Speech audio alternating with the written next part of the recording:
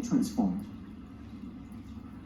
We must support our businesses and workers to ride on these trends and reimagine our economy for a post-COVID future. And we'll do so in 3 ways. 1, we are a major trading nation and a key aviation and maritime hub, committed to the free flow of goods, services, capital, data, ideas, and talent. In a more fractious post-COVID world, whatever the rest of the world does, we will persist to find new links to enable these flows, especially in connecting critical supply lines around the world.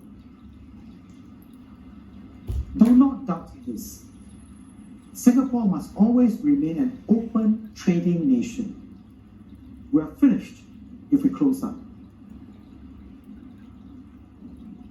2, we will continue investing in our infrastructure, even if we need to delay some projects. Such project keeps us connected to the world, makes traveling within Singapore faster and more pleasant, and gives us all beautiful homes. We will strengthen our resilience, such as through our 30 by 30 food production plan, which Minister Masagos is overseeing. We will rejuvenate our island into a cleaner and greener Singapore and a city in nature for our people to enjoy. 3, our investments in research and innovation will sharpen our competitiveness. We are finalizing our R&D plan for the next 5 years. We will set aside over $20 billion to support basic and applied research in high-impact areas, such as health and biomedical sciences, climate change, and artificial intelligence. We will launch a series of innovation challenges to rally our people to pioneer solutions for some of the world's major challenges. Singapore continues to be one of the most competitive economies in the world. Thankfully, we started transforming for the future economy 5 years ago. Our businesses and unions partnered the government to develop and implement industry transformation maps for each industry. Minister Chun Seng outlined how our transformation is progressing well and how we will press on.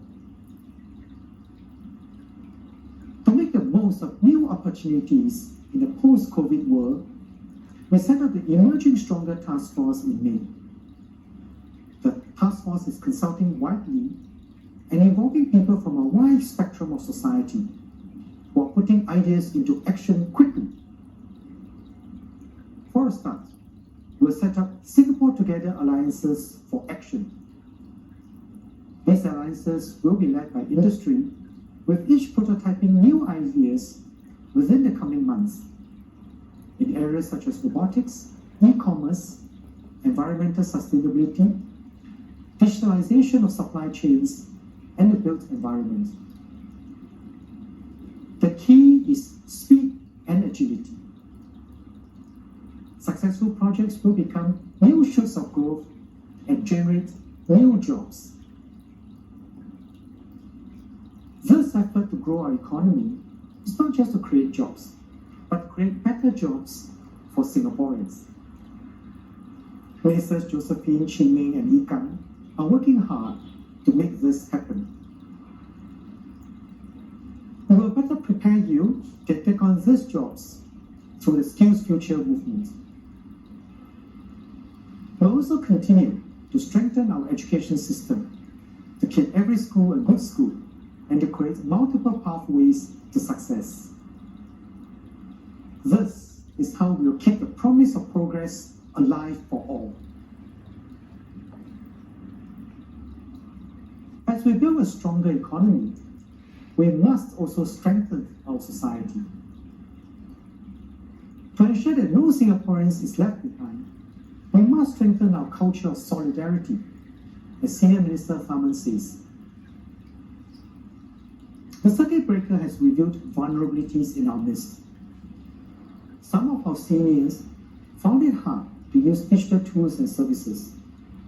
So Minister Iswaran launched the Seniors Go Digital program, working with community partners to help our seniors bridge the digital divide. We must also reach out to those who cannot quite cope with new stresses.